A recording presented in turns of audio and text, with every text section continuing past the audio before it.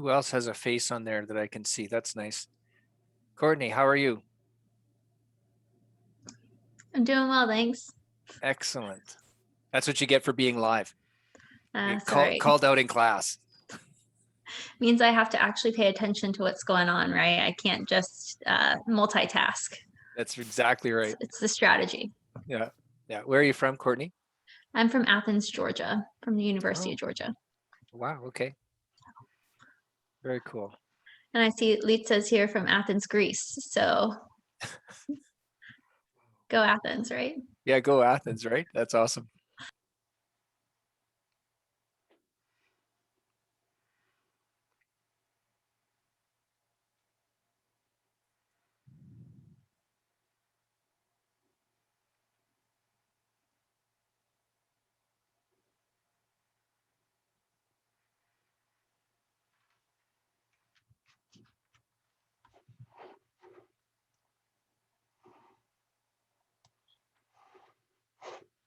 Well, Jason, we have 1 minute to go. Is there anything you really want to say? Final thoughts before we get started? No, I'm really excited that everyone chose to come. I hope everyone's doing well. Yeah.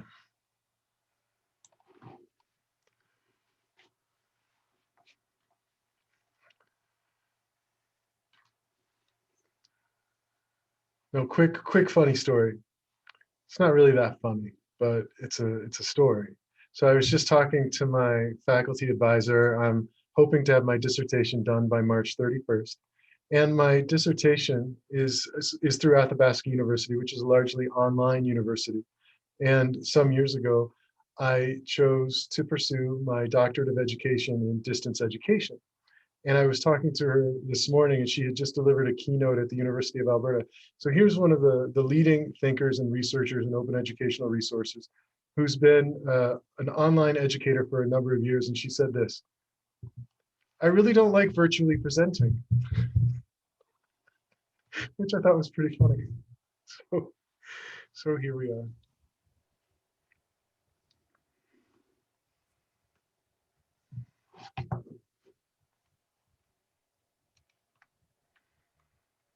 One I of think the we have. disadvantages of virtual presenting is you don't get to hear people laugh online. Yeah, yeah, they probably wouldn't laugh in person at that one either, which is okay. I laugh. And you can't be trading comments with someone nice that you're sitting next to. That's true.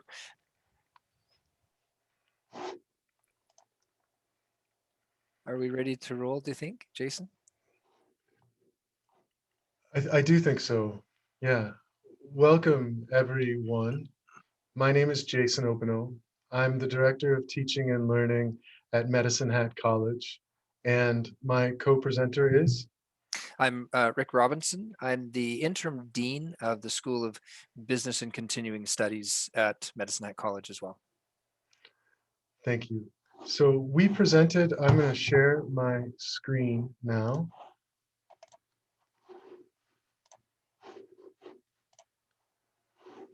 That should all go. Welcome to our session. We presented our preliminary findings last year, and this is the finalized paper that's been accepted and will soon appear in Canadian Perspectives on Academic Integrity. The article is entitled "The Emotional Labor of Academic Integrity, How Does It Feel?" This research commenced and was completed before the pandemic, but we believe our findings remain relevant. Perhaps they're even more relevant now. We named this session after Sir Walter Scott's famous quotation, "Oh, what a tangled web we weave when we first practice to deceive."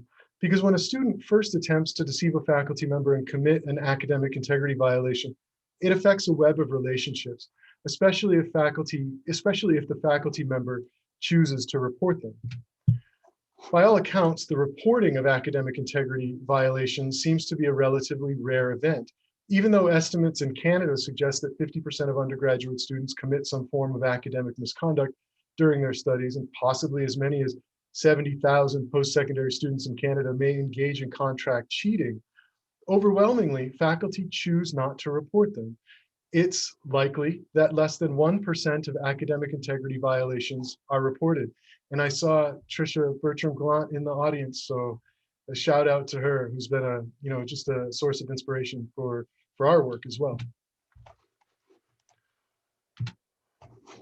So faculty are best situated to identify, report, and address academic integrity violations, but there appears to be a lack of concerted action on the part of faculty to address academic integrity violations. In their comprehensive literature review, Thomas and De Bruin catalog many reasons why faculty may be reluctant to report academic integrity violations. Disincentives include, they're probably things you're all familiar with, a denial of the problem or a denial of the harmful consequences of academic integrity. The significant effort involved in enforcement, a lack of buy-in to formal policies and procedures. Procedures are too cumbersome. They may take away time from research or publications. Inconsistent enforcement of academic misconduct policies, and then the application of inappropriate penalties. We believe that the biggest barrier to faculty making a concerted effort against academic integrity is the concept of emotional labor. Emotional labor has been the victim of concept creep, but its original meaning in Hochschild's exploration of the work life of flight attendants was the regulation of feelings and emotional displays in order to conform to employer expectations and job requirements. So emotional labor can be defined and understood as a process that employees undergo to control their emotions when dealing with customers and to react in ways that are defined by their employers. So emotional labor is the labor of controlling one's true emotions, which may be disguised according to specific feeling rules that are present in the workplace. So a useful way to view reporting academic integrity violations then is as an employer expectation that increases the demand to regulate feelings and emotional displays in the fulfillment of the faculty job requirements. This original conception of emotional labor is useful because it requires faculty to conform to employer requirements, whereas many faculty resist identifying themselves as employees. So asking faculty to report academic integrity violations touches a nerve that strikes at the very heart of the faculty identity. Furthermore, those who report academic integrity violations may suffer personal costs when confronting students, and faculty may feel that the tables have turned and they are suddenly defendants who must engage in confrontations with shaky or insufficient evidence. Additionally, some faculty may resist employer expectations to report because they're uncomfortable with having to do the cop shit, as Audrey Waters calls it, of policing student behavior. And this may be especially true for probationary or part-time faculty who jeopardize positive teacher ratings and risk future economic well-being by pursuing cases of academic dishonesty. And so formally reporting academic integrity violations increases the emotional labor required of faculty, and it adds a dose of must-be controlled misery to their lives as they confront the violation, as they confront the offending students, and as they have to deal with their non-reporting peers, as well as the institution's imperfect policies. So after considering the numerous disincentives and the increased emotional labor, we came up with a very simple research question. Why would anyone do it? So why do some faculty still choose to report academic integrity violations? And when they do report academic integrity violations, what does the reporting process involve?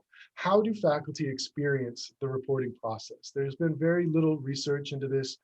There's been very little research into the emotional experience of faculty who report academic integrity violations. And we believe that this seriously overlooked area needs attention to make progress in addressing academic integrity in Canada. Because there are many schools of thought regarding what phenomenology is and how it should be done, I'm just going to briefly explain how we approach the study using interpretive phenomenological analysis.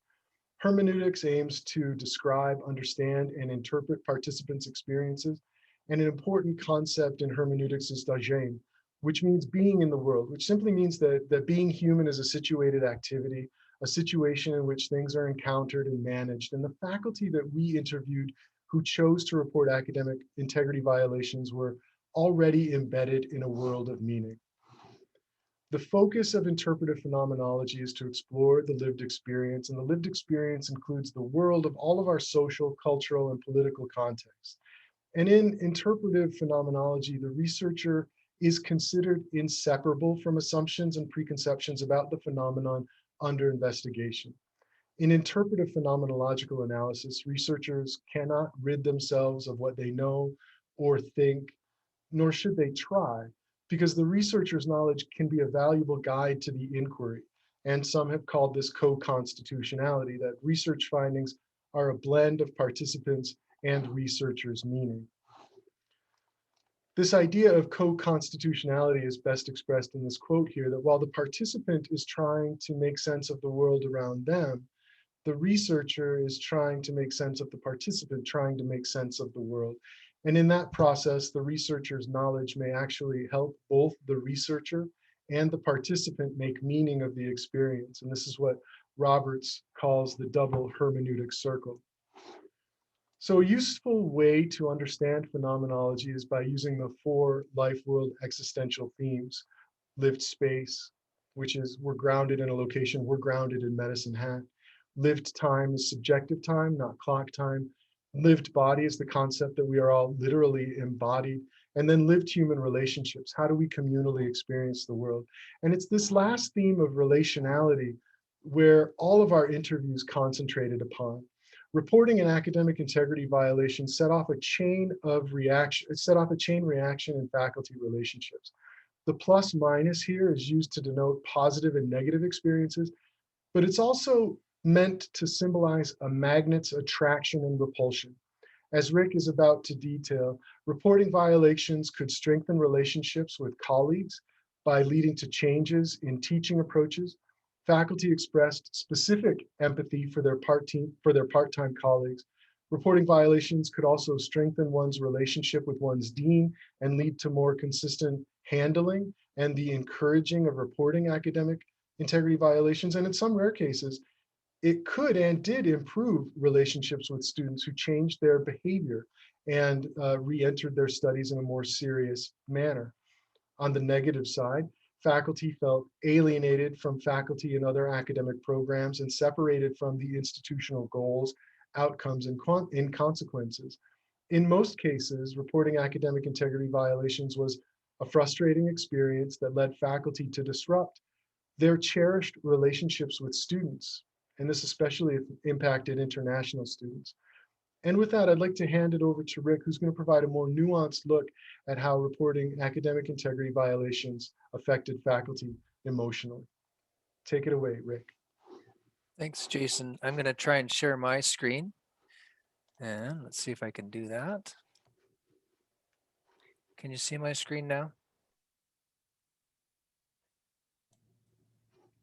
How's that? Got a big red screen? Yes, sir. Perfect. At a small college like ours, the relationships or the state of being connected is just an integral part of how we exist. And these are the stories of a small group of faculty who all participated in the new process of reporting academic integrity violations at our college, told through their own words. This paper was written because of those stories, and during our study, the impact of different levels of relationships unfolded. This is the order in which we see, or at least we will consider the relationships.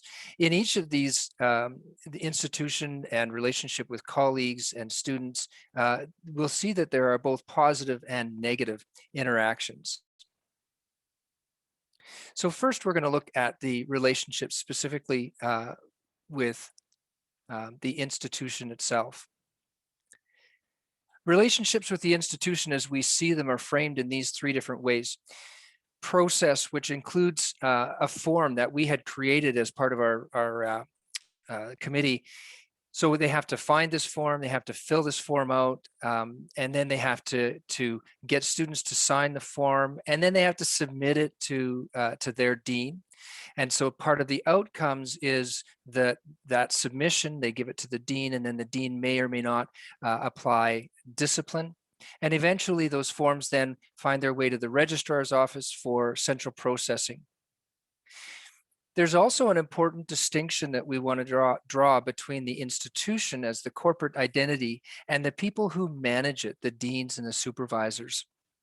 And as you'll see in the comments that follow, there are very different emotions around those two.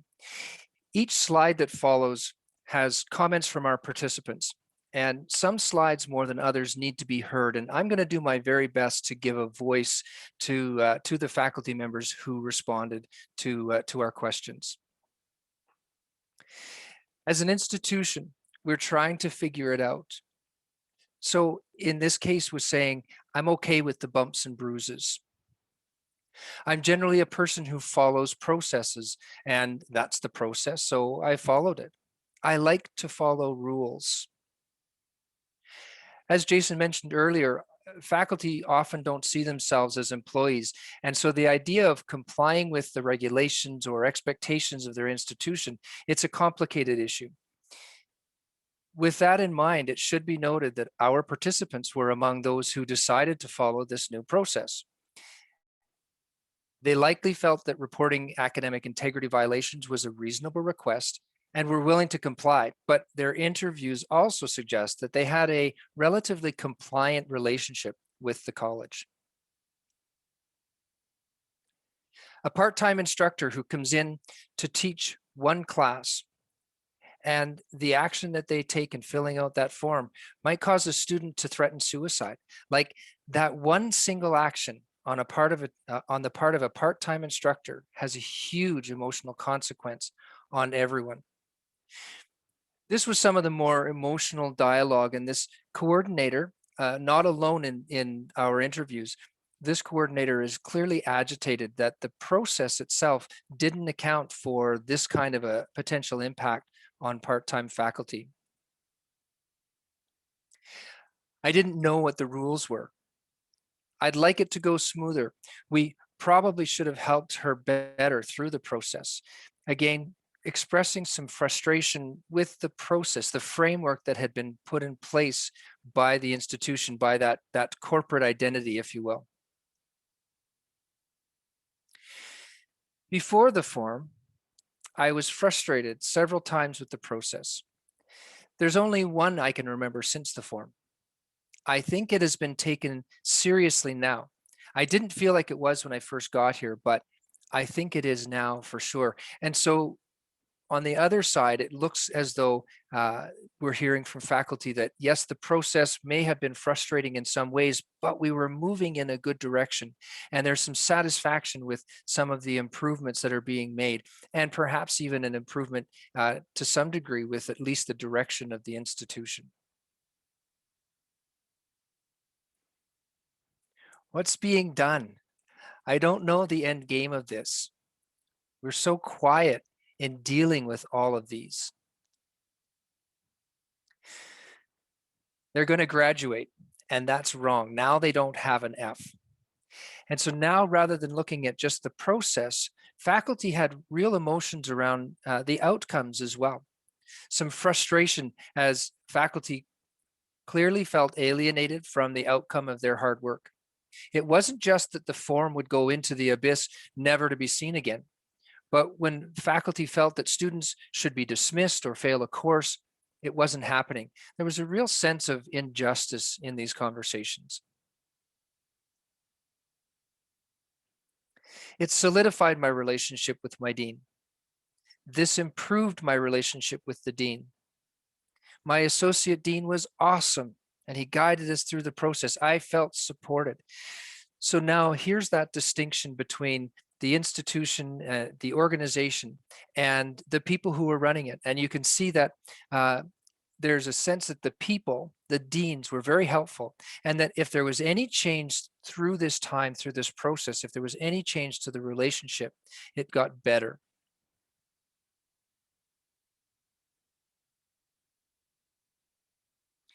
When asked if they would be more or less likely to continue to report AIVs, one participant had this to say: everybody would be more likely to fill out the form, but with a caveat. Don't lose sight of the fact that you're dealing with a student, and that there may be consequences to them that might go beyond what is immediately visible. In this comment, and in others like it, there's a sense that to some extent the reporting failed the student by being so process driven that it may have missed the importance of the relationship that faculty have with their students.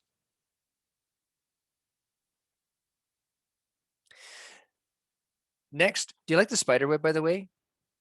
I hope you do. Yes. Next, we're going to look at relationships with colleagues. Water cooler conversations changed to include, or maybe even just focus on, academic integrity. People who go through crisis together are often drawn together, as was the case in more than one department. We agreed that from now on, nobody would meet students by themselves. And then this faculty later stated that as part of this agreement, that they would not only would they not meet students by themselves anymore, but they would meet them, in her own words, in a safe place, which suggested that these colleagues and these faculty began to watch out for each other and were concerned for their safety in a new way. We were happy that we had collectively a document we could turn to if we wanted or needed to. That gave us a collective sense of, well, this is the policy. Colleagues came together and identified better practices. So all in all, the change effort seemed to improve not only the relationships among colleagues around academic integrity, but also gave them a real opportunity, a real platform to discuss and improve their own practices. And now to relationships with students, which is a really critical component, obviously, for faculty.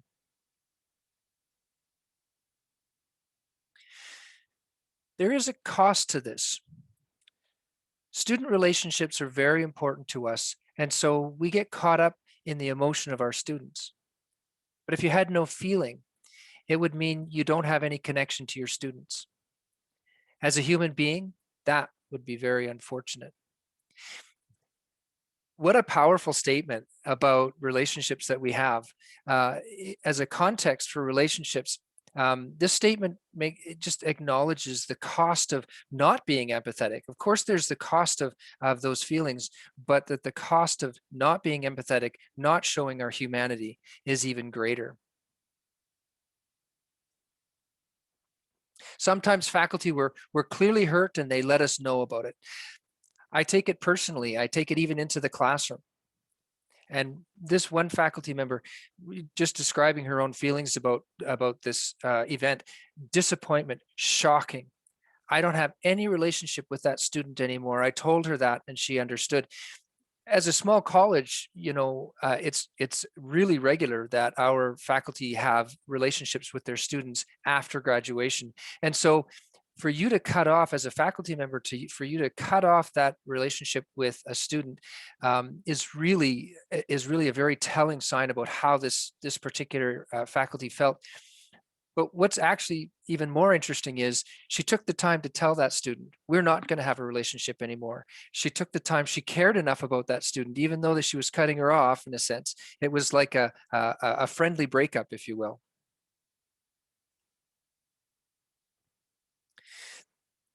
Sometimes faculty didn't want us to know how they felt. There are hard feelings, students who hold us responsible. To be honest, it's nothing personal and whatever. That's fine, I'm a big boy. I can handle students not liking me. The words are tough, but they do not give you tone. And I can tell you that listening to this interview over and over again, this faculty member was very clearly hurt, deeply hurt by the response of his students. I think for the most part, it's worked out. One student in particular that probably had the most difficult time with this is back in our program and is doing well. This comment was part of a narrative about successes. In this situation, a student had been dropped for academic integrity violations. They learned their lesson and now they've come back and they're succeeding. And what's really cool about this conversation is that the faculty member wasn't talking about the process, but was really focused on the value of what had happened for the student. And now talking about international students. And these comments and those on the next slide show a recognition of the apparent cultural gap, and that it's the responsibility of faculty to bridge that gap, or largely the responsibility of faculty. The forum allowed me to make it clear that none of this was personal. especially with international students. I felt bad when it was an international student who didn't understand. There's a lot of misunderstandings, and I think we made a lot of assumptions before, and you can't make assumptions. I think it's a cultural thing that when we have to explain better, so now we go to great lengths to explain things before the semester starts.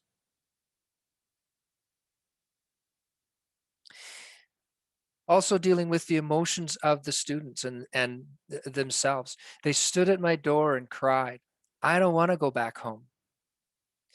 You feel like you're the cause, even though you're not the cause, and it will tug on your heartstrings. So having relationships with these students, caring for them does cause grief, because international students have so much more at stake. More than one faculty expressed concern about the heavy consequences of expelling them from a program or from the college. I don't know if negotiating happens all the time. Part of it may have been a cultural thing in this case. It was the constant begging and pleading. They came to see me as a group. Another faculty member told me I should go home. So there was some frustration with the persistence of students, and in particular with the international students at Medicine Hat College, a number of which are from collectivist cultures. And students from collectivist cultures have a very different approach to academic integrity. In the final comment, the instructor was quite anxious when the group of students had come. That group had actually conspired to cheat on an exam, and they were proven that there was absolute proof of their cheating. They came to see her as a group, and there was some concern for her well-being and for her safety.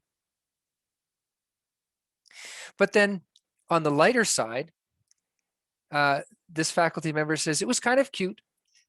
They think that it's okay. No, it's fine. We know we cheated, but it's fine. Students were just trying to tell her, hey, just forget about it. It's all right. We know that it's okay. And then after the event was over, after all of the reporting was done, I'm quite surprised at how good it is. I mean, they appealed. And so it was kind of stressful afterward, but they don't seem to care. Like, I teach them now and they're very nice and polite. I don't know. It's funny. It must be a cultural thing too, because they, it seems to be fine. So here's this situation where we've gone through all of this academic integrity problems and had a clearly emotional event. And now for those students, it's over, it's done, and they're ready to move on.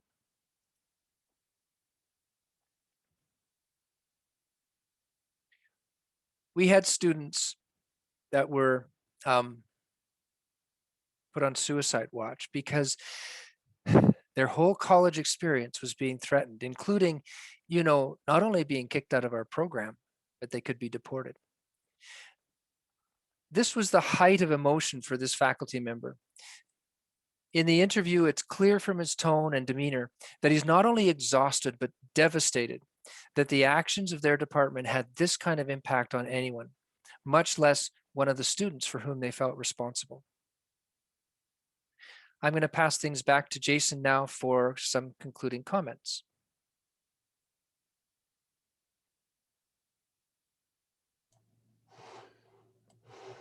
Thank you, Rick. And we want to make sure that there's time for discussion, so I'll keep my concluding comments very brief. So the question that Rick and I had at the end of this is, that question you often have is, so what? What recommendations do we have, and what do we have to take away from this personally? And what we take away from this is the need to have multi-layered supports in place. At the institutional level, we need to do better to report outcomes and consequences to the community, to break down that alienation and let people know how their activities and how their choices connect to institutional strategy and activity. Deans play an important role in supporting faculty decision-making, and there needs to be more support here. Most of the work that we did was on telling faculty how to go through the process, but there really needs to be more targeted development at the dean level. Most importantly, I think there needs to be a coordinated response that involves other services. There needs to be some planning and coordination for both faculty and students right before the reporting of violations, so that their mental health and student mental health can be proactively addressed. We still feel, and so did the faculty that we interviewed, that reporting academic integrity violations is one way to ensure the quality and integrity of our credentials. But we now see that getting entangled in this web can be very dangerous, especially for some of our faculty and some of our international students.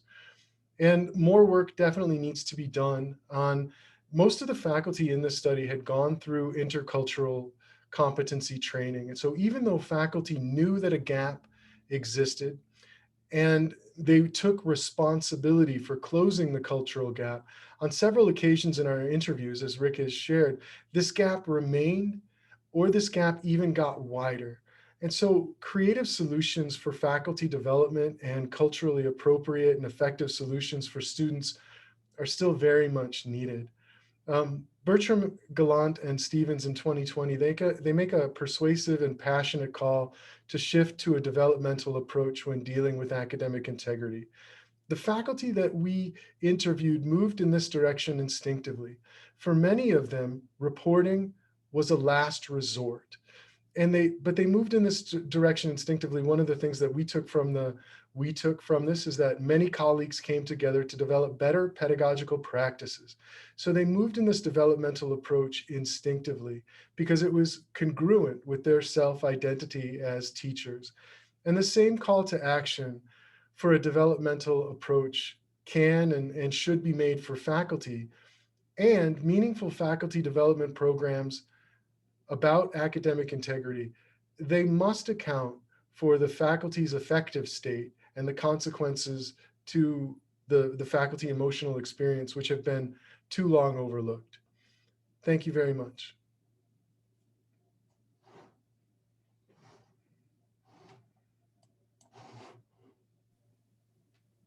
I'll stop sharing the screen now.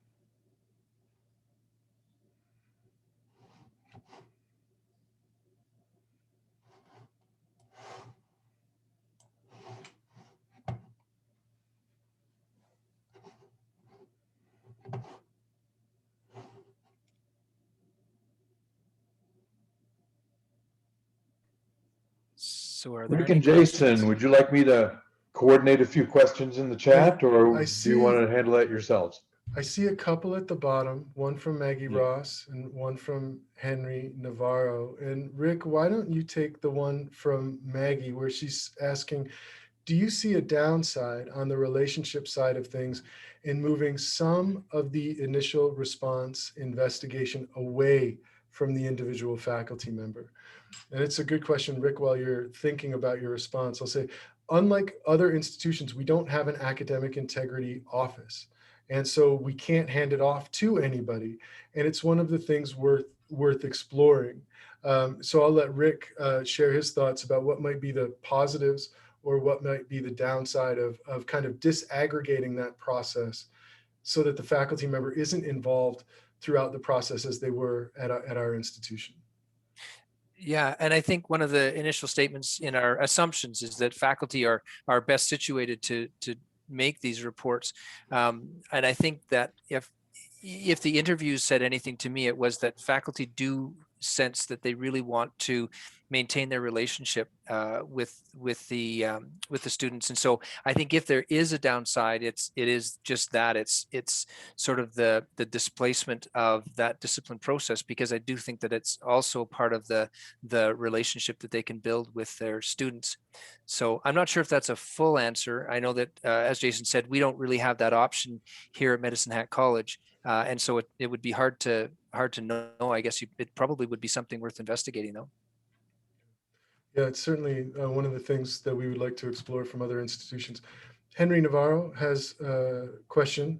Is it possible that proactive and culturally appropriate academic training must be implemented for international students prior to enrollment or at the beginning of the coursework of the institution? Yes, and we're trying to do that. One of the things that happened as a result of our study is that as our new international students came onto campus, during their session, we had a session that was part of their orientation to campus, and we tried to take a different approach to it that was more values and ethics based, and really talk to them about their own orientation to their own values and their own ethics, and apply those as to, so that they could kind of conceive why it's not in their best interests to participate in academic integrity.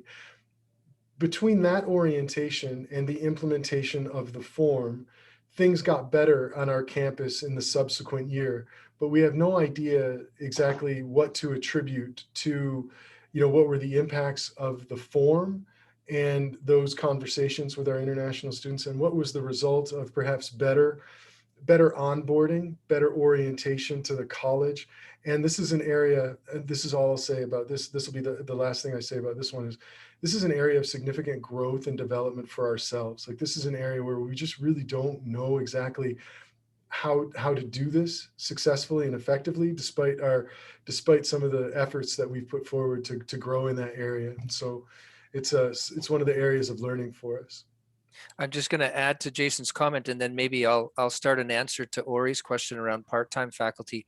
And that is that, as Jason mentioned, this is an area, the internationalization of our campus. It is an area of growth. And so at the same time, as Jason said, at the same time as this was happening, both the Faculty Association and the institution as a whole really did work hard at building cultural awareness for faculty. And so it is difficult to know which of those two things made us better, but I do think that we did get better at dealing with internationalization. As far as the problems and solutions for part-time faculty, I think that it's really about the level of responsibility for part-time faculty. How much do we want them to deal with the results and the fallout of their reporting of academic integrity violations? And so as far as solutions go, I think that it will mean downloading some of that responsibility to faculty administration or faculty admin support, for instance, their coordinators or their chairs, and trying to protect, I guess, the part-time faculty from that emotional labor that goes along with that reporting. Jason, does that? Yeah, that's really good. And so one of the questions from another Dawn, what strategies have you implemented to encourage the faculty to report concerns even when there's an emotional toll? I would say that that's something we haven't gotten to yet for a couple different reasons. I won't blame everything on the pandemic, but there was a change in our institutional leadership, both at the president and then the vice president academic level. All of our deans have changed over the past year.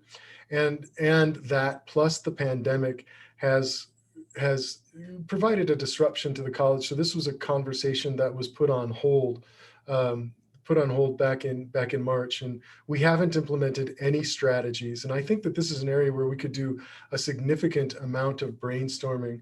I think when we were, the conclusion to our paper is really, we need to pay attention to the faculty emotional experience when reporting academic integrity violations. We don't have any recommendations about how to do that. So there's a lot of brainstorming that certainly needs to take place there. So Rick, we'll see if you can take Thomas's question.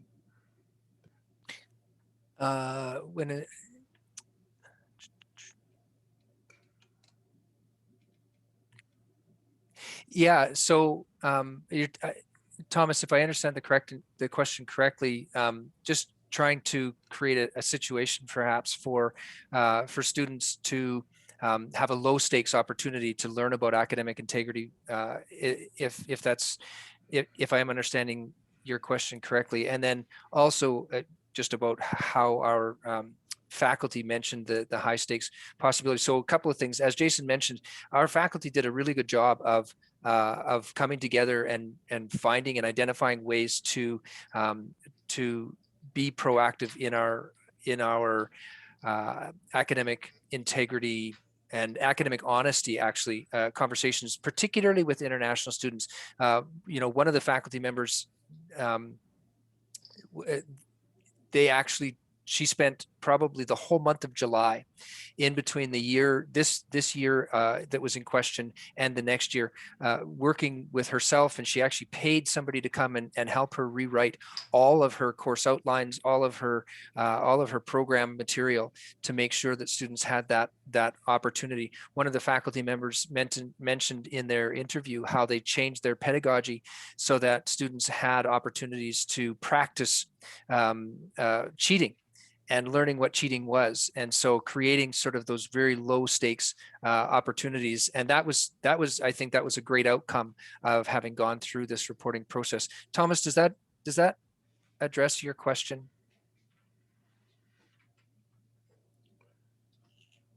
The next question comes from Gonzalo, and he says, do you have orientation to faculty members to explain the purpose of academic integrity processes? It was part of our instructional skills workshop, which is our one mandatory faculty development opportunity last week. It was integrated into that last year, and it will be again this year. But this orientation is good. It's proactive. That's nice. It takes place before the event. That's good. But it's often not there when faculty need it. And some of the things that we can't help faculty with, one of the questions that we got from faculty that caused us to do this research project was, do you think I have enough evidence to go forward? Do you think that this is an academic integrity violation worth reporting? So this gray area of maneuvering, whether or not they really felt that this was severe enough, whether or not they had enough evidence, that's the kind of training that can only take place at the time of the incident. So the proactive orientation is really good, but there needs to be those things that we're calling the kind of supports, the just-in-time supports that need to be there. Like the faculty member needs to be able to go to a dean who has to have that information, or they need to be able to go to somebody and say, what do you think? What do you think I should do here? And so the orientation might be useful, but when the time comes, because many of our, and I don't know if we talked about this, I think we mentioned it, but many of the faculty we interviewed did this as a last resort. This was something that they'd seen, and they'd already had informal conversations with students, and they'd done their best. They tried to incorporate it into their syllabi, those kinds of things. And then it became, okay, I really feel like I've got to do something. And so I hope I hope, Gonzalo, that helps answer a little bit of the question that there's we've done some things, but I don't know if they happen at the right time of the event. They need to happen in closer proximity to the event, probably.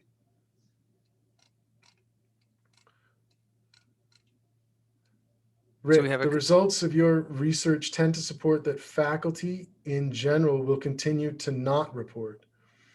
Who has the time or energy to deal with that minefield? Sure. So I would say the results, if I can, I'd like to just reword your comment a little bit and to say the results of our research tend to support the idea that faculty in general will continue not to report if we don't do anything to change it. And so I think, the Jason's concluding comments and sort of our findings, right, are that there are things that we can do to lessen the emotional labor load, particularly by connecting faculty with outcomes, being a little bit more transparent about the overall process, dealing with part-time, the part-time issue, which is a significant one. But you're right. Who has time to, like, if things stay the way they are, it's remarkable, in fact, that the faculty who we interviewed, that they actually did go through and walk through that minefield. Although I will say that in one case in particular, probably the worst department of the whole process, of all of the faculty that we interviewed, his comment was, at the end of the day, absolutely, I would continue this process because of the outcomes for our students. Things got so much better in their department. They actually had, he had 50, if I'm not mistaken, 56 reports. He's got one cohort of students, 56 academic violation reports in the first semester of this. In the next year combined, he had, I think, 3. So the outcome was really tremendous from their standpoint. We've got about 2 more minutes. Do you guys have any closing comments you want to share? Thank you. Thank you for Yeah. coming. It's a difficult time right now to choose to spend more time online.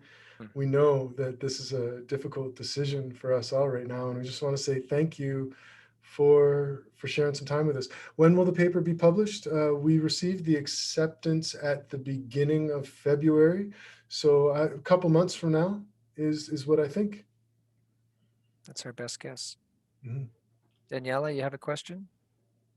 Or is that just waving goodbye? No, I just say congratulations. I really like your presentation, and it reminds me of a lot of cases we have with teachers that go through the same process and anguish when they have to report a case. So many thoughts from your presentation. Thank you very much. Yeah, I think Thank you. anguish is a good word. Yeah, in some cases.